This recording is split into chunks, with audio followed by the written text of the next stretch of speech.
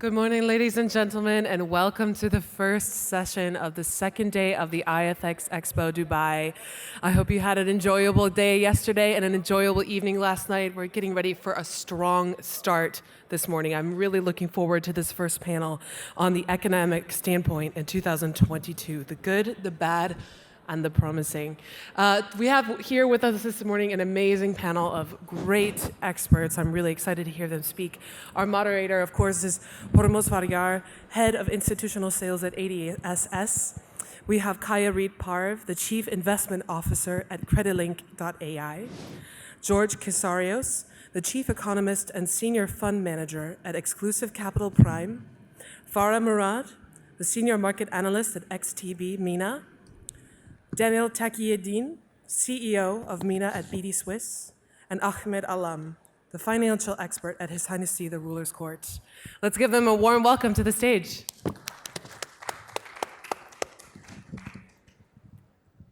Good morning, everyone. Thank you for joining the panel this morning. We have a great group of panelists here. I'm going to let them briefly introduce what their company does, and then we'll start with the questions I've prepared for them. So, Kaia, if we start with your company. Firstly, thank you so much, iFX, for having me, and congratulations on putting together this amazing expo. As mentioned, my name is Kaia-Reet Parv. I'm the CIO and partner at CrediLinq.AI. We are a fintech company based out of Singapore, and we are attempting to redesign and innovate credit underwriting.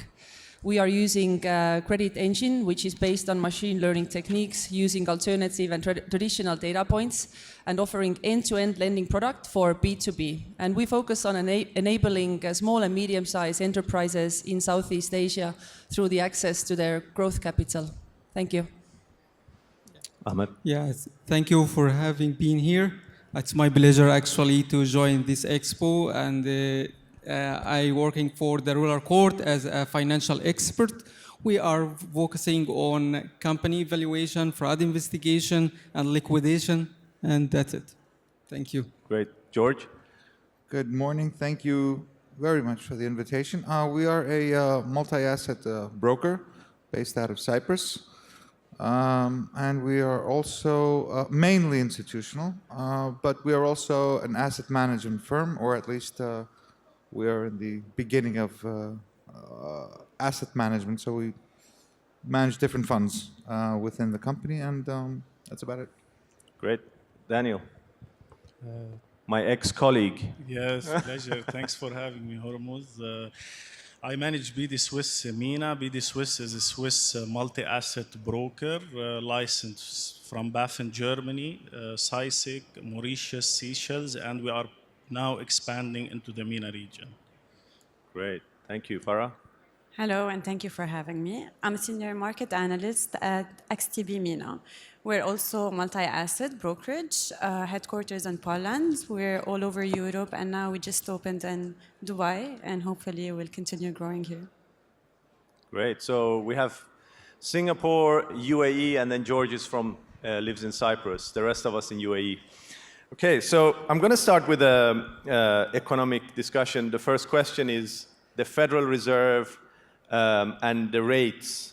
And so everyone's talking about the Federal Reserve and the interest rates. I just wanted to have a quick run through, maybe Kaia, if you could start. So what happened the last 2 years? In your opinion, what was the mistakes? The Federal Reserve and the rates, why is it important? And perhaps what would you have done differently? It's very hard to give a short answer to that question, but for audience background, the Federal Reserve Bank basically slumped all interest rates to zero back in March 2020 because clearly we had global pandemic. Not only interest rates, but there was a massive impact on the quantitative easing side, which meant that Federal Reserve Bank amplified the number of reserves available in the interbank system. And I think when it comes to risk-taking and effects on global markets, that has much bigger effects, not just the interest rates. What would have I done differently? I don't think I would have done anything differently, and it's easy to assess from hindsight. But I do think what the Fed has done wrong is not taking action early enough to curb the current inflation and the inflation, especially in asset prices, not even that much at the consumer level. But is that in hindsight, or you felt it a few months ago already? Like, or are you thinking, you know, that they should have raised rates earlier, in your opinion, huh? Well, we called a bit of a slow response from Fed already 6 months ago. Again, it's very easy to assess from my perspective. It's not that easy to be Jay Powell sitting at the chair level. However, I understand where they were coming from. They were trying to have average inflation targets in basically looking back what the inflation has been for the last 20, 30 years, and it's been relatively low. But at the same time, I don't think the Fed was able to assess adequately the effects on the supply chains, and these were not taken into consideration at all. So I think the Fed was a bit too narrow, maybe a bit too academic with their approach, and this is something that the Federal Reserve Bank of the US and in Europe has suffered in the past as well.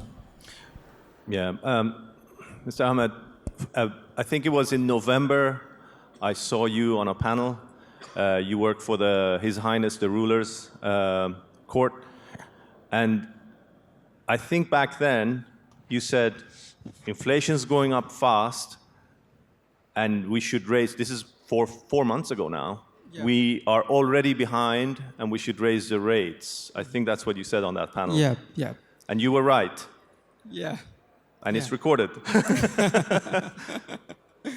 Actually, to refer to this point specifically, I believe that the Fed and other central banks are trying to export to the public that the inflation is a result of a price increase. Even during an interview with the general manager of the general director of International Monetary Fund and president of the central bank, they mentioned that the inflation is a result of price increase in the foods and energy. While from my humble point of view, that the inflation is mainly a result of deterioration of currency value. And I will explain to you how is that. In fact, the stability of any society is relying on the stability of the prices, and the stability of the prices is relying on the stability of the money. And the stability of the money is depending on the monetary policy applied by the central bank. In fact, the monetary policy, the central bank and other Fed, instead of controlling the expansion of the currency in the circulation system, they are doing the opposite. They expand the currency in the currency system, even by increasing the expansion of derivatives, expansion of leverage, expansion of printing some paper which is called money, expansion of issuing credit card, all of that increasing the amount of currency in the circulation system, which affecting directly on the, it's all of that increasing the currency in the circulation system, which affecting on the rate of the inflation. So if the monetary system, or if the central bank and the Fed keep applying the same monetary policy, I believe that sooner we will have some kind of we can call it super inflation, which is a double-digit inflation rate. You believe in double-digit inflation I believe it, and it will happen maybe within the few years coming on if we keep applying the same monetary policy. Okay, George, what's the rate right now? The U.S. I don't know. It doesn't matter, but it's low. I've been calling for zero rates for over 15 years. You've been calling for zero rates? Yeah, and I think they're going to continue zero until forever. They're never going to go up. And I'm going to make a call now. The Fed is going to take everything back and then some, and they're going to apply even more QE in the not so far distant future. Yeah, but George, they said they're going to raise in March, in 3 weeks. They could say whatever they want. I'm making. You think they're bluffing? Wow. Okay. They're going to take. I'm out on the limb that they're going to take everything back, 100%. Now let's talk about inflation that everybody's worried about. First of all, we've applied tons of QE, and the Japanese are my heroes. They're like in the forefront of everything because we have applied tons of QE the past 15 years. Actually, nothing has happened. And I could go into why nothing has happened, but it's not the scope of this conversation. What is important is that Japanese, in order for the Fed to reach what the Japanese have done. They have to go almost 100% more in asset purchases of the US GDP. That's how far Japan is. I mean, everybody talks about the bad Fed, but even in Europe, the ECB has theoretically, let's say, printed, I don't like that word, but for the sake of conversation, the ECB has printed almost 2 times what the Fed has printed, but nobody talks about that. But the interesting thing is, what can the Fed do about inflation, or any central bank? Let's talk about inflation for a second. Last year, the 2 main components of inflation in the US were what? They were used cars, number 1, and number 2 was oil prices. My question is, what the hell does monetary policy have to do with used cars? And number 2, what does monetary policy have to do with high oil prices? Because let's investigate high oil prices. What do we have? We have, after 2015, due to ESG standards and so forth, we've had an exodus of institutional money from oil and gas sector, mass exodus. We have had zero inflation, zero new investment in oil and gas.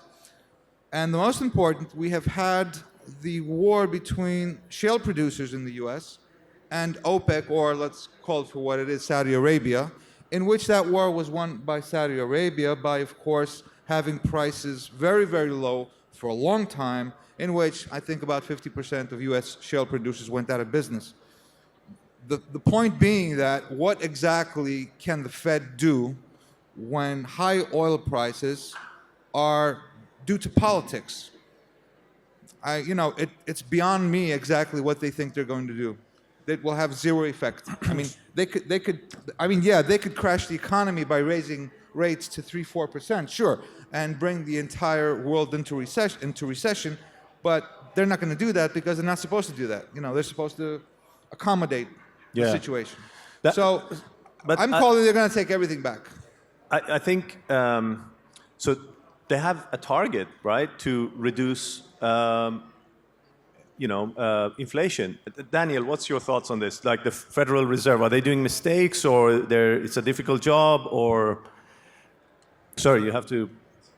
Definitely, it's a tough job, especially right now. So let's recall what happened in the past 2 years. As Kaia said, at the start of the pandemic, huge fear, uncertainty, and ambiguity about the future of humanity, vaccine, cure, business closures, event closure. All this led to massive fear. So the Fed had to intervene using its tools through QE, forward guidance, and cutting rates. So I think we should all agree that, and even Federal Reserve members, there was a consensus on doing that in order to prevent the financial economic crisis. But now, at this stages, there is 2 teams now. So 2 takes on this. Either damp demand in order to contain inflation, even at the cost of growth and employment. And the second team, which is the transitory team, as Mr. George said, and he's one of the transitory team, so he says that it's supply chain. So sooner or later they will ease, the Federal Reserve should back off. In my opinion, inflation will not subside soon, yes. And as long as inflation expectations are still anchored, the Federal Reserve should back off, and the cost of curbing inflation is too high. So I think the focus should be on preventing a wage inflation spiral. The policy should be focused there. So I don't think adding more jobs or aggregate demand to the labor market doesn't make any sense now, especially that it's not matched by the supply in labor market. So this is very risky. Wage inflation can disrupt the whole inflation expectation. It's much more persistent and sustainable. For me, in my opinion, central bank should tighten accordingly. Okay, Farah, what's your thoughts on this? I'll say first, just for the Fed's defense, that probably for the last 11 reports on inflation, the market's expectations were always wrong. 9 out of 10 at least. So we're seeing once we've seen injection of liquidity in the market, even the markets themselves and experts, they were wrong, and we've seen inflation higher than already anticipated by the markets. But I agree with the main points I've heard today, but the thing is, and I think where the Fed maybe just didn't focus more on, is whenever we're trying to boost demand, we need to make sure that the supply is already able to keep up with that. When we're trying to boost job offers, we need to make sure that there is people, that restrictions will not affect that, COVID, probably even the unemployment benefits that they're getting, it wouldn't stand in the way of reaching a higher employment levels. So I think what they did, the Fed was making sure not to repeat its previous mistakes, where he stopped the stimulation way too soon when the employment rate were high. And supply was already okay. So I don't think in demand perspective we've reached higher levels than pre-COVID, but they should have definitely taken a look on supply chains and if they were able to actually recover the same way demand recovered.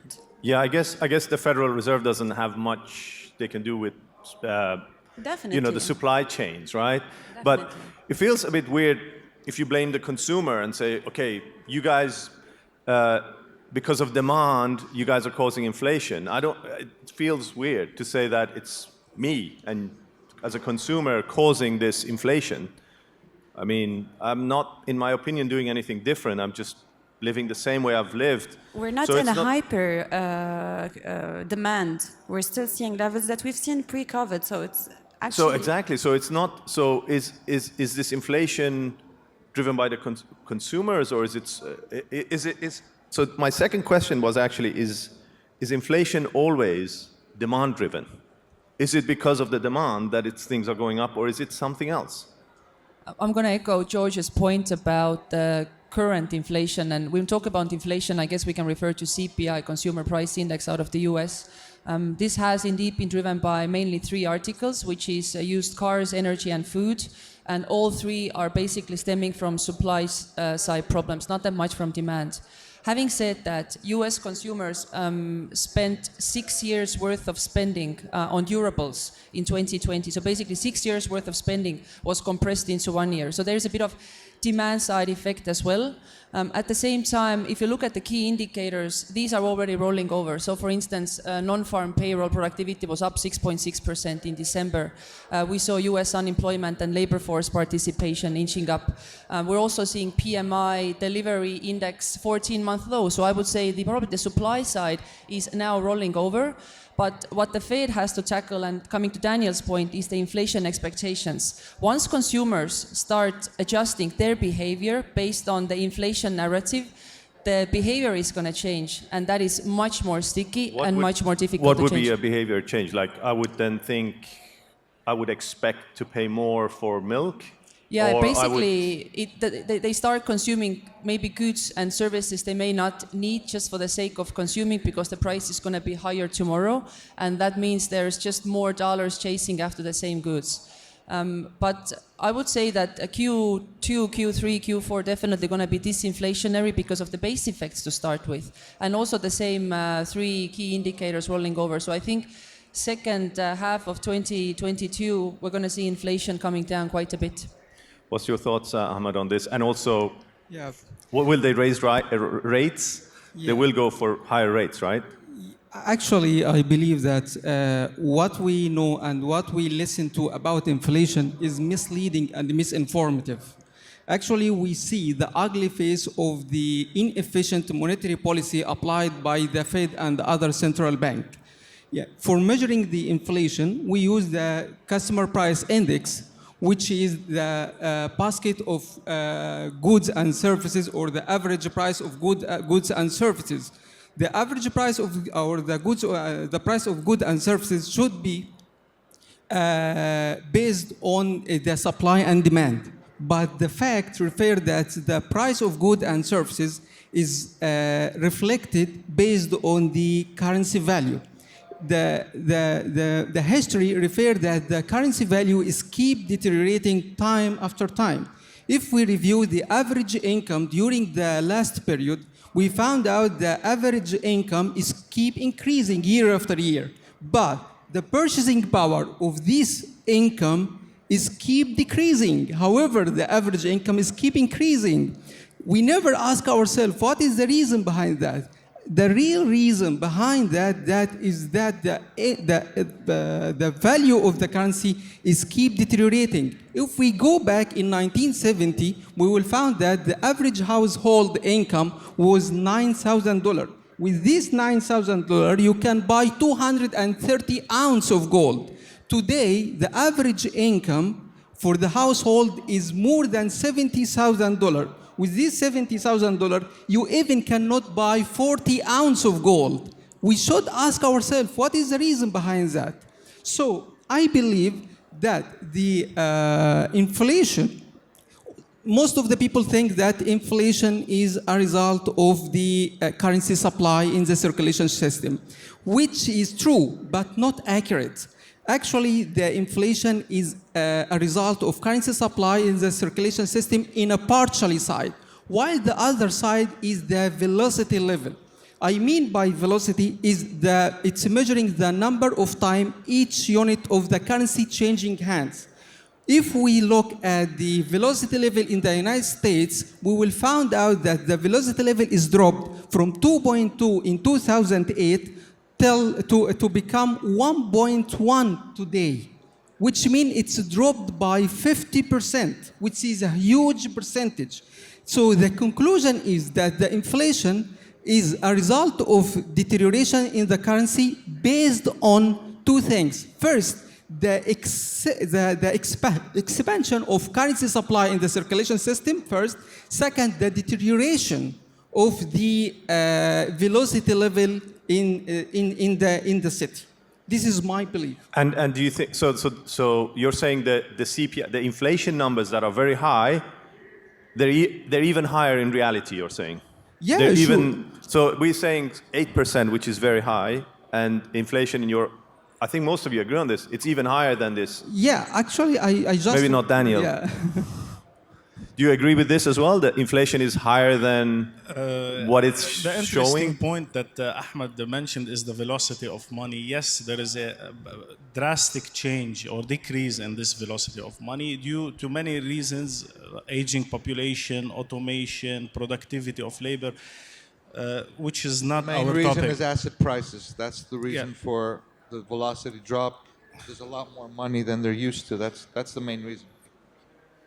So, yes. So I think inflation is a bit tricky nowadays because, yes, it is high, which is bad, much higher than the 2% target. But at the same time, it's coming with a good growth, which is good. And on the other side, yes, it is stemming from supply chain disruptions, but it's also accompanied with a strong demand. So it's a mixed bag, which makes the situation complex for the Federal Reserve.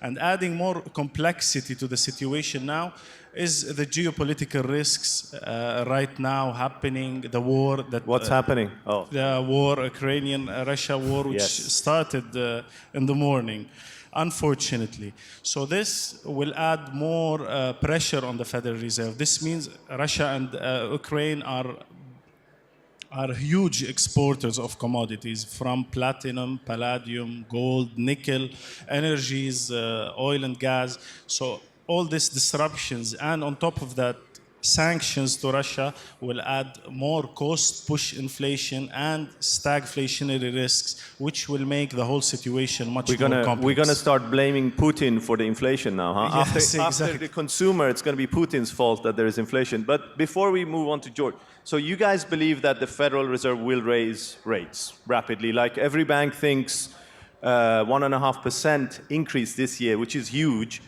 It's going to go from very low levels of 0.25 or whatever, and to 2% in interest rates. Do you guys believe that's going to happen, or they're bluffing, or they will not? They will probably raise rates in March, but I don't think they're going to get to the point where 1.5% by the end of the year. I think there will be a bit of turmoil in the markets, and I think we'll see what's happening in Ukraine, and with Ukraine and Russia, as Daniel rightfully pointed out, that can just shuffle everything once Ahmed, again. what do you think? They will raise? Actually, if we look back in the history, we'll find out that the Fed is raising the rate by commonly by quarter point a time. He is hesitant to raise the interest rate by more than a quarter point a time, but he increased the interest rate or the interest rate hikes many times in a year, and I believe that within 2022 he will increase it many times to try to control this inflation rate or the increase of inflation rate. George, you still believe that they won't raise rates much or almost no raise? If it wasn't for the geopolitical situation that we're in right now, if it wasn't for that, perhaps they would have been able to squeeze 50 basis points, maybe 75, I don't know, perhaps. But depending on the way this thing turns out now, I think, like I said, they might. You're the only one in the everything. world. You're the only one in the world, and I start believing in you now, George, that they might not raise the rates. I think they're gonna. You know, I think they didn't want to, but the geopolitics are probably. It's a good excuse for them to save face, and make an about turn. It would be. But let's think about inflation. Something like I said, 60%. We had 60% last year in the U.S. increase in used cars. Plus the oil situation. In order for inflation in the U.S. to be 7% again this year, we would have to have a similar increase in the components of last year that made up the 7%. The question is, does anybody anticipate another 50, 60% rise in used cars this year? I don't know. I don't think so.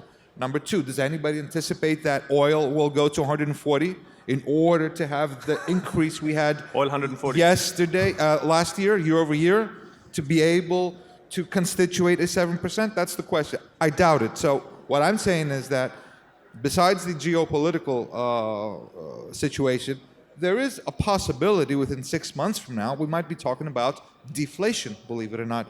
And mind you that even in the 1918 pandemic, what I witnessed back then when I went to see what went on there, we had a similar playbook of what is going on, and the biggest similarity was that wage growth. You had huge wage growth during the 1918 pandemic, which is, for the longer part, it's a good thing. I don't, everybody's talking about, wage growth and inflation.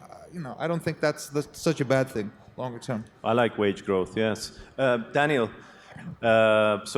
what do you think, Fed's going to increase or? Definitely it's going to increase, but I think there is exaggeration in the pace of this increase. As already mentioned, he can't control these supply chains. He can't offer more computer chips, the Fed. Neither he can control Russia from invading Ukraine now. So there is a lot out of his hand. So I think doing it a little moderately, because doing it aggressively and then after a couple of years then cutting rates aggressively, this will not be good on his image. There is a few economists online that you can read about that believe that they will cut rates soon. They might increase a little bit, and sooner than we think, maybe next year, they will start going cutting. I don't know how they would cut from like half. Is that a new one? So you're not the only one. Yeah, there's a few others. I like those economists, though. Those are my people. Yeah, I'll introduce a few of them to you. So, Farah, do you think they're going to raise the rates? First question. And I think there should be a raise in March, but the question is, even if we've seen 5 rates in this year, are we really hawkish? Are we really fighting are real interest rate above zero? Are they in the positive side? So even if we've seen a high increase in interest rates, I think investors, they would still try to see places to put their money instead of putting it in the banks, because still it's unbelievable, right? We have huge inflation, and they might not raise rates. So double digit, I think, Ahmed, you might be right on this. Yeah, but I'm not saying that it will be in the coming year. I just saying it will be in the coming future, because I have just if you give me just 1 minute, I just want to justify something. If we review the characteristics of money, we will find that the characteristics of money is that it's portable, divisible, fungible, and store value. Like Bitcoin. No, I know you don't like Bitcoin yet. Yeah, but if we review the currency we have nowadays in our pocket, the characteristics of the money, of what we have in our pocket right now, it has the same characteristics, except it's not a store of value.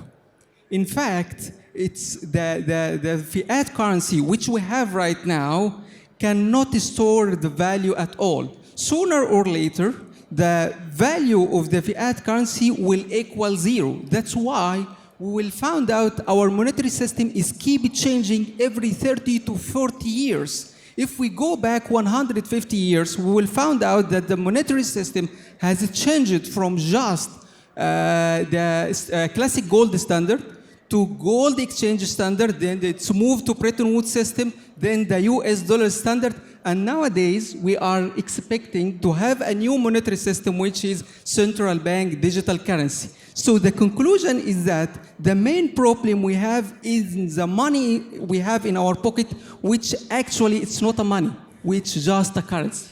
This is my Yeah, Kaya, my used car is storing value quite well outside. It's a used Ford. It's storing value, in my opinion. You know, joke aside, but there are funny stories from many countries whereby used car is actually more valuable than a new car, because new car you have to wait for 3-4 months, right? Whereas used car is available immediately. I wanted to comment on something though. I mean, coming to a point of CPI. CPI is clearly very artificial index, right? It's put together based on a group of economists who think like, okay, we're going to put this much weight on food, this much weight on durables, and they have reshuffled that this year, just a couple of months ago, I believe, putting much more weight on past year's consumption, meaning durables actually got much bigger weight.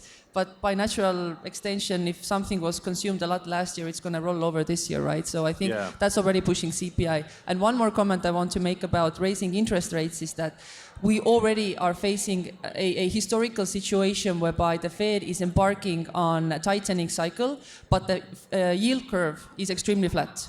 So if we look at 10-year yield currently at 2%, 1.9, I haven't checked what it's doing this morning. We can't even raise to 1.5% the current rate, because we're going to have yield curve inversion, and the Fed is very likely to cause recession by that. It's tricky. So if we assume we're going to have, Farah, for example, if we have 1.5% or less in Federal Reserve rate increase, and we're going to have 7-8% in inflation, what would you invest in? What would you, except for my used car, the Ford outside, what would you invest in terms of store of value or increase in value? What would you invest in with this assumption of 7-8% inflation and low interest rates? If you notice the situation that's going to be there, we're talking about an interest rate that inflation would definitely make it still be in the negative territories. So any investor can take a loan and make profit out of it simply because inflation is way too higher than the interest rate he's going to pay back to the banks. While if he's going to deposit his money and wait for the interest rates, it's definitely going to still be lower in value. So I think it's like forcing the investors to go back to the markets in an indirect way, because they're waiting for, higher value of whatever they're investing in. But for now, I would definitely probably be cautious a little bit towards growth stock, especially that they're very sensitive to liquidity in the markets. Instead, I would check value stocks, I would check semiconductors companies, I would check probably anything related to supply chains around the world, because these are where there's the main issue and the demand is always high.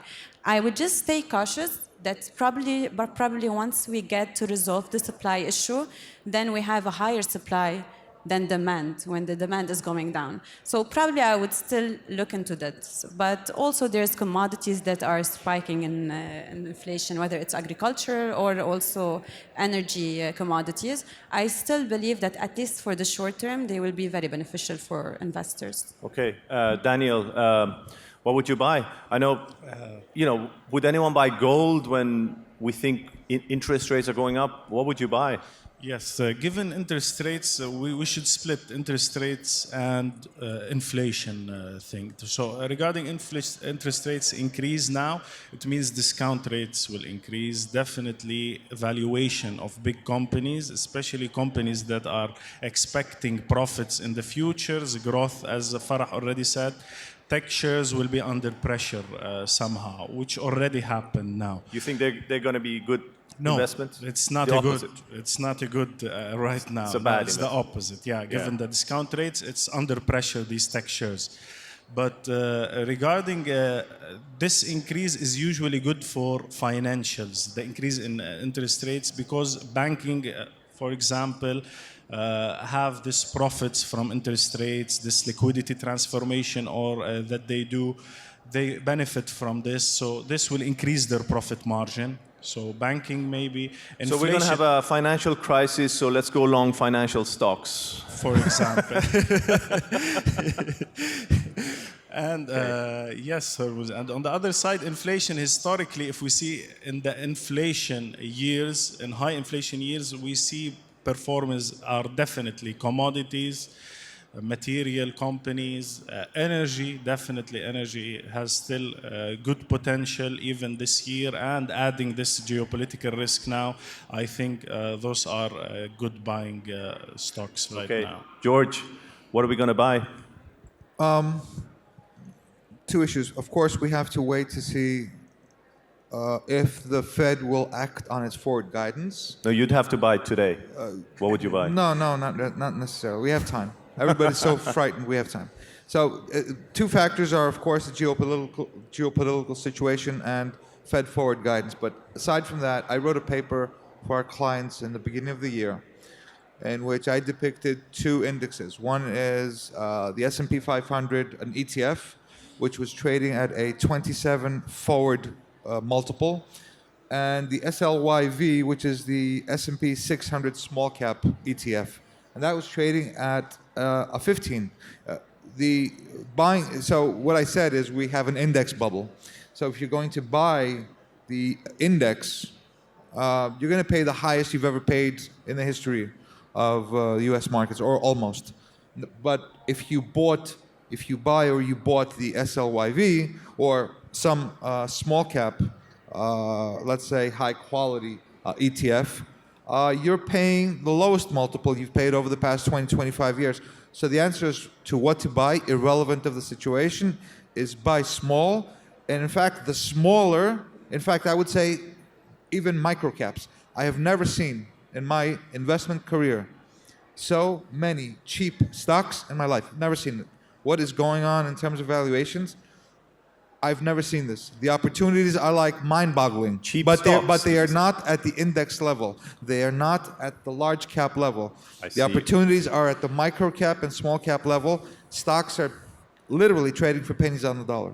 High quality, good balance sheets, pennies on a dollar. How about So small is better. Anything small, companies, anything but small, yeah. not Almost irrelevant. commodities. I'm sorry? Commodities, Okay, gold. commodities, I cannot just put everything in a basket. Every commodity is its own beast. So Yeah. everything is supply and demand. Listen, commodities. Sugar, it's been the same for the past 40 years. Time to go up, maybe. No, it's not going to go up. It's never going to go up. That's the thing. Whether you're going to buy gold is simply a function of whether money goes into gold ETFs. Will they? I don't know. They haven't over the past 10 years. Maybe they will. Yeah, maybe. But it's not going to be because there's a demand for gold. It's simply going to be for investment purposes. Now, again, you could go through each of in the commodity complex, but every situation is different. So, you have to analyze the supply and demand metrics in each Ahmed, what do you commodity. recommend? Yeah. Actually, from my point of view, I believe that wealth never destroyed.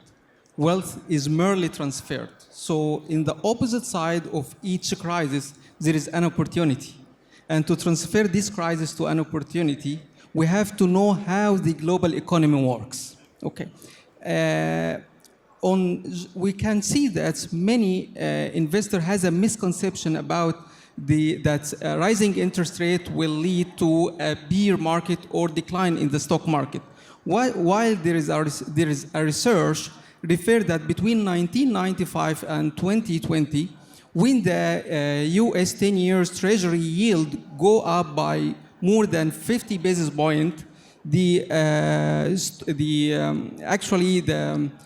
S&P 500 gain a price or post a price gain of about 3.2%, roughly about 100x higher rate compared to the comparable month.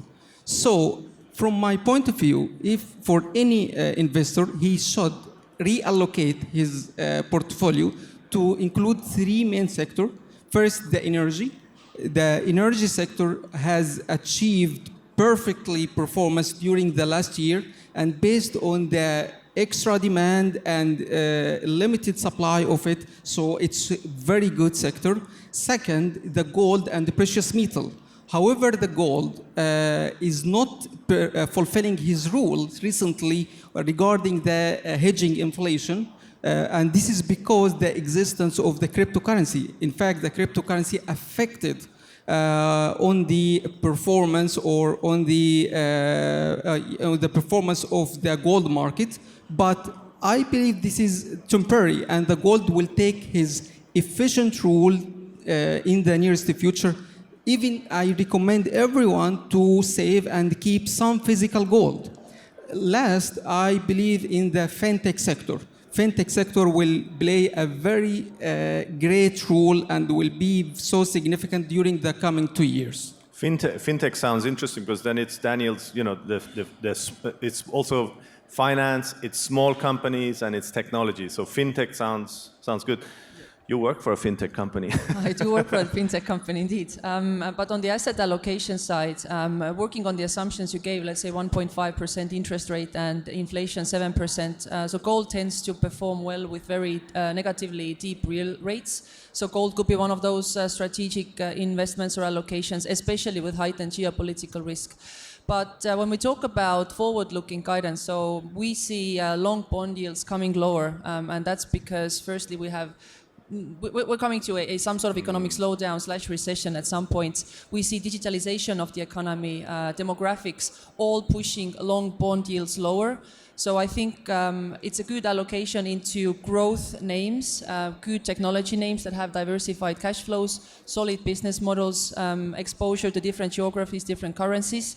But also heightened volatility, I would say, for the rest of the year. So definitely allocation into defensive asset classes would be a good idea. Yeah. I would look maybe consumer staples and healthcare, but only those companies that have a bit of margin, I would say, that are not that exposed to, let's say, either commodities prices or cost of labor. I spoke to a crypto investor a couple of months ago who said he was going to sell all his Bitcoins and Ethereum and park it in gold for this year to see what's going on and then get back in later. That's what he said. So that brings us to cryptos. What do you guys think of cryptos, Bitcoin, and the crypto economy? Like countries like El Salvador, they took Bitcoin as their currency.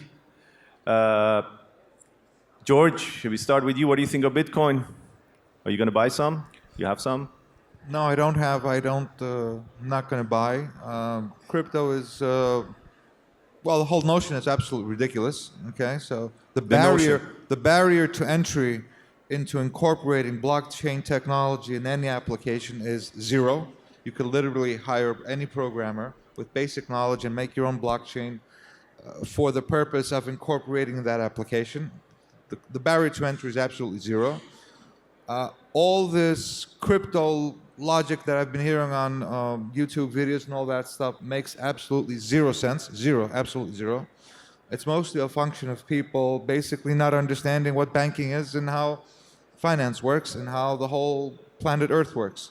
So at some point, everything's going to go to zero. I can't tell you when, and I can't tell you why.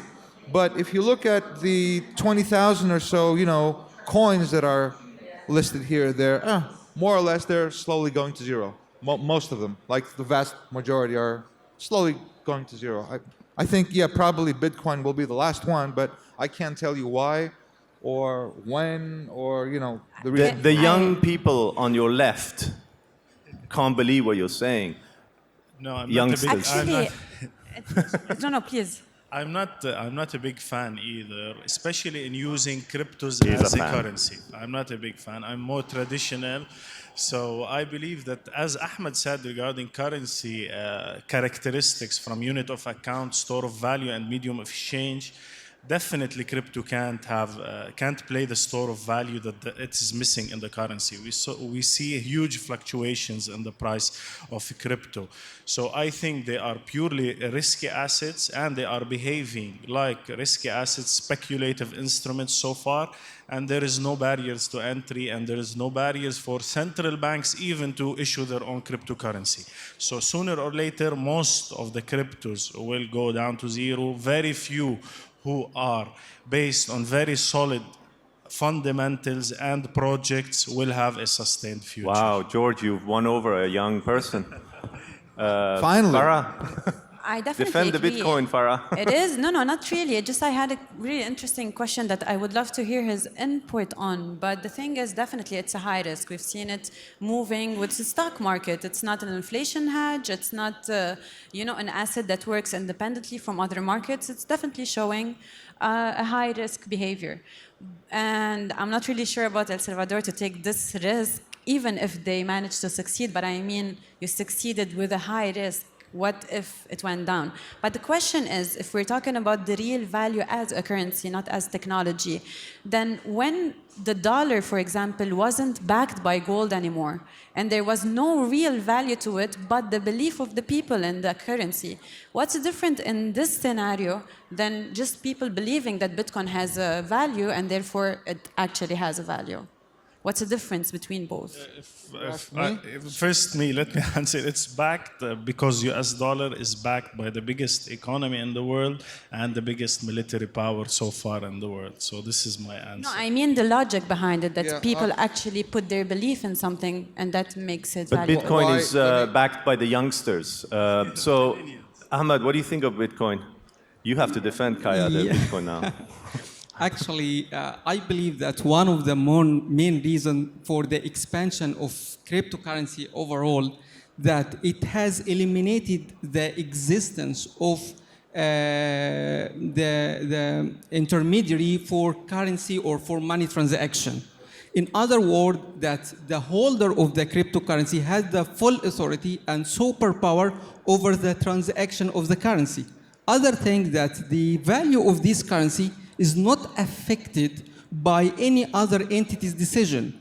If we see, or if we go inside the financial regulators and central bank, we will find out that the most thing that they are regret about, that they didn't eliminate the idea of cryptocurrency since the moment of its initiation. The good news about the cryptocurrency is that it's going to shift from speculation to be a regular digital payment system.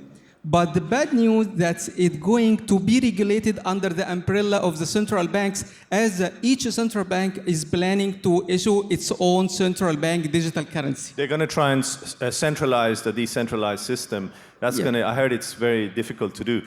Kaya, what do you think of Bitcoin? There's a few crypto guys in the audience, so I hope everyone's pretty much neutral or negative on Bitcoin cryptos. What do you think, Kaya?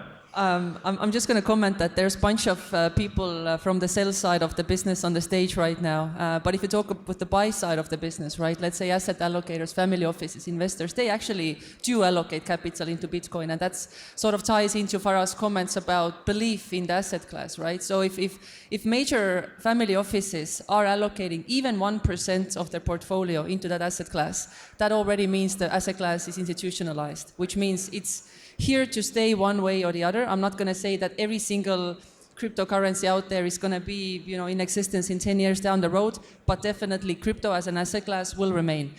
Whether it's a good idea to have it as a currency, I am not so sure. So I would say that El Salvador's decision is a bit of a experiment, social experiment for all of us. Is El Salvador going to do better than its neighbors? And, they took Bitcoin, they're doing something different. No. I mean, the real question is that even if it succeeded, as you're saying, but the risks that they're now opening their country to, this is the real question. Are you doing the right thing by covering your risks more than did you succeed or not by El Salvador chance? was in a bad position, and its neighboring countries were in a bad position economically. So they're doing something different where they are taking the digital assets. And my guess is they're going to do better than their neighbors. But Yes, but but- by, yeah. by taking a huge risk, that's definitely it. Yeah, but actually before evaluating the experiment of Salvador regarding Bitcoin, we have to get ahead or get just a hint about Salvador itself. Actually, Salvador GDP growth rate has an average of less than 2% a year. And Salvador is considered one of the highest murder rate in the world. It's almost 100 times of UK, for example. Salvador use the US dollar as its exclusive official or legal tender since 2002. El Salvador? Salvador, yeah, exactly. It has about, it has, the estimates refer that there is about 60,000 gangs member, which represent about 1% of the total population of the country. 3 of the last 4 presidents has involved in corruption investigation. There is some reports refer that there is the current president is make an unofficial deal with the gangs. You mean because, Yeah. so using dollar as their currency is not a good thing, you mean? Yeah, if we see what happened in Salvador, for example, in 7 of September last year, the president passed a law to consider Bitcoin as a legal tender. And after 1 month later, the government bought $1 billion of cryptocurrency or Bitcoin, and it issued $1 billion of Bitcoin bonds to fund a city with low tax Bitcoin city. And the situation, a few months later, the situation was going perfect as the price of the Bitcoin is increased from 45,000 in September to reach about $70,000 in November, which makes the country look richer. But what happened later? The price of the Bitcoin dropped to reach about $35,000, which is 50% less or down compared to September price, which make the country or which make the cost of borrowing for this country increased with real interest rate about 35%. Moody's has downgraded The El Salvador, credit yeah, rating. but people are declaring war on them almost, feels like. But I think if Bitcoin goes to $100,000, we're probably going to do this conference in El Salvador, right, Farah? We're going to go, like, they're going to do well if Bitcoin goes up. And Yeah, but the real question is the risks that they handled throughout this. When we're talking about investment or someone who's in power, we really need to see how much he managed the risks before reaching his goals. They might have a chance to succeed. Probably it's a good country to experiment this kind of changes in. Especially there's a lot of diaspora that sends money over to this country. This is mainly the financial territory of Salvador. But I still believe that can you really succeed with this high risk that you're taking? yeah, I think final thoughts, George, and then I'll show you how we can buy Bitcoins together later on. No, the question is, in any economy, does that economy go good because of the currency? Or does the currency go well because of the economy? Meaning that if we look at why is the Swiss franc strong? Why is the Japanese yen strong? Why is the euro strong? The dollar's a different situation.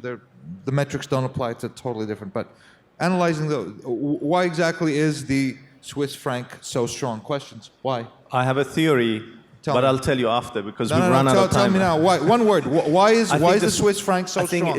it's got to do with the society. No. It's not just policies No. and a currency. Somebody or else. It's how much there's a price, like it's sustainable. It doesn't No. really fluctuate. Somebody else. I believe that's what this currency is backed with.